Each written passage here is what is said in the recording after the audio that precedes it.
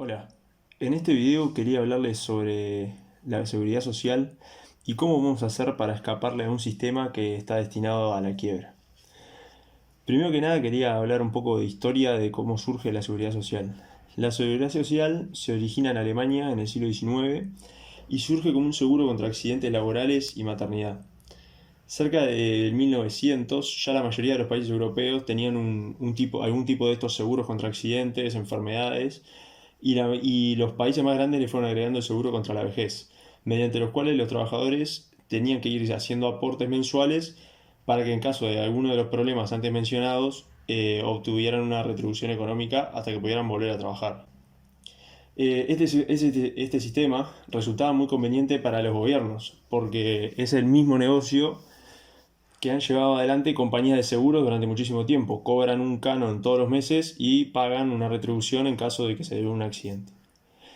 En esta imagen podemos ver cómo la población en el siglo XIX estaba en rápido crecimiento. Era una población creciente que crecía además muy rápidamente, como a lo largo de todo el siglo XIX y el siglo XX, con muy pocas personas mayores a 65 años y todavía menos hombres mayores de 65 años.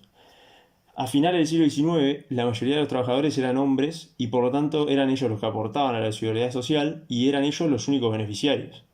Entonces, ¿eso qué significa? Significa que la cantidad de jubilaciones y pensiones que se pagaban eran extremadamente pocas.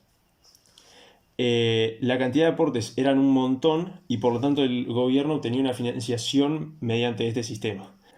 Hoy la realidad es muy distinta. Hoy tenemos una pirámide poblacional que ya no crece, que incluso está decreciendo. Tenemos más personas, tenemos más veteranos, más personas de 50, 60, 70 que personas jóvenes. Y lo que significa que en algún punto de nuestra vida vamos a llegar a un punto en el que va a haber más personas retiradas que trabajando, porque incluso ahora ya las personas no se mueren a los 65 años como se morían antes, sino que ahora viven 80, 85 y van a seguir viviendo cada vez más, llegarán a ser 90 e incluso va a seguir subiendo. Y eso condena este sistema. ¿Por qué? Porque es imposible que un solo trabajador pague la cuota que pueda mantener a dos personas además de a él. Entonces, evidentemente es un sistema que está condenado a fracasar.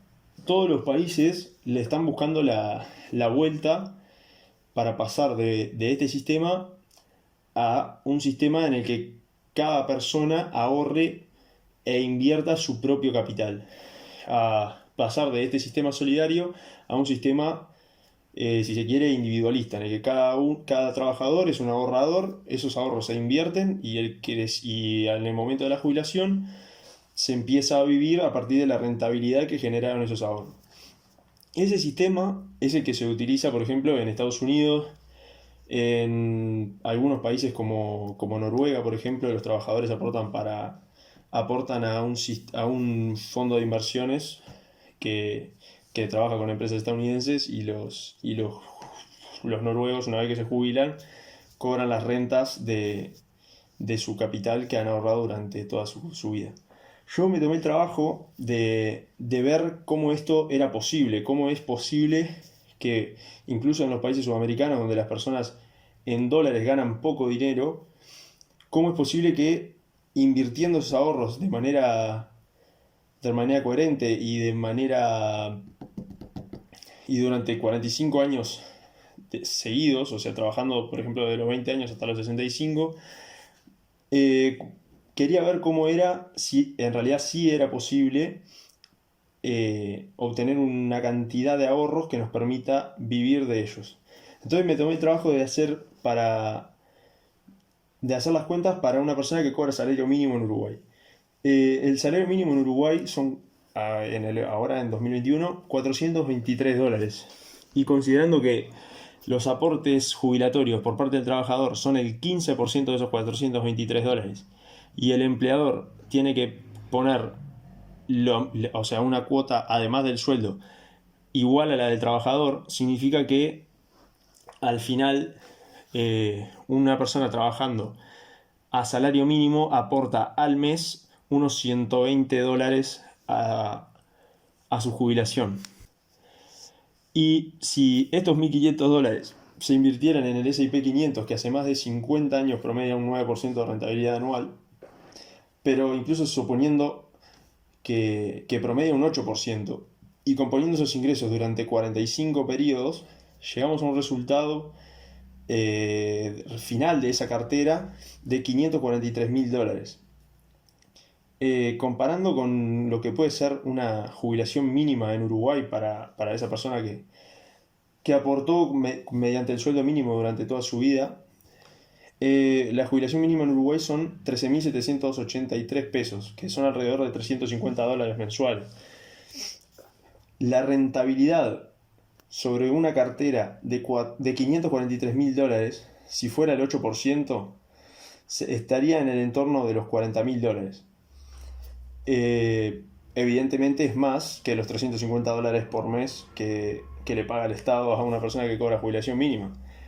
Evidentemente, con una cartera de ese valor, una cartera tan grande, y una persona que ya está en el retiro o muy cerca del retiro, le conviene colocar sus activos de manera distinta a tener todo invertido en acciones en el S&P 500. A lo mejor le conviene buscarse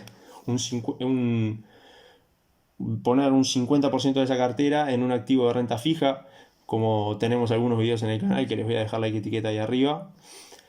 Y para eso le va a servir para tener un ingreso mucho más predecible. Si nosotros tenemos 200 y pico mil dólares en activos de renta fija que nos dan, por ejemplo, con lo que habíamos hablado de ganadería, un 10% anual, nos aseguramos más de $20.000 al año en ingresos fijos, y después dejamos el resto libre para a lo mejor buscar un poco más de rentabilidad, pero sabiendo que puede haber años más complicados. Pero de cualquier forma, el retorno de una cartera de $550.000 sin duda va a ser superior a los $4.000 al año, que significa la jubilación mínima. De eso no hay ningún tipo de duda. Y al final quería cerrar un poco este tema diciendo que en Uruguay no hay forma de no aportar a la caja de jubilación para decir yo quiero aportar por mí mismo. Pero muchísimas personas de clase media o personas jóvenes podrían empezar a ahorrar, aunque sea $50, $100, 200 para algunas personas. Yo creo que lo mejor es decir, por ejemplo, me ahorro el 10% de lo que yo gano para poder retirarme tranquilo. Porque yo lo pienso así, la mayoría de nosotros podría pensar que 45 años es muchísimo tiempo.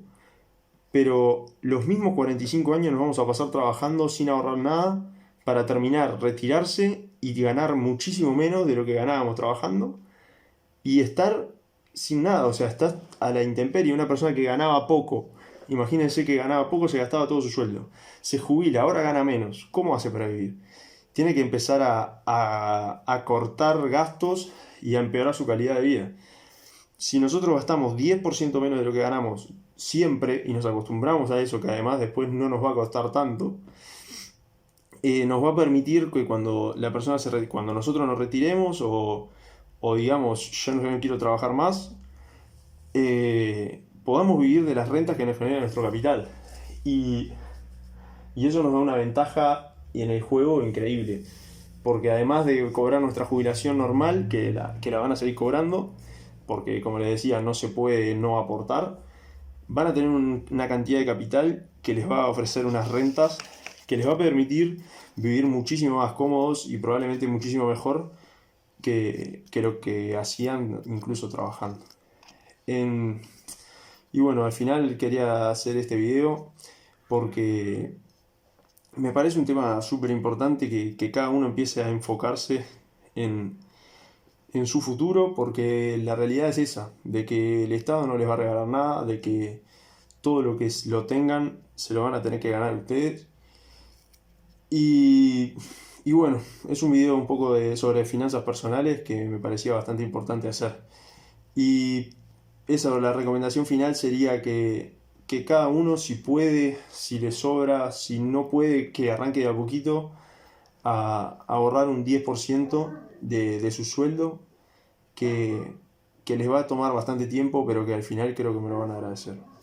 Un saludo y hasta el próximo video.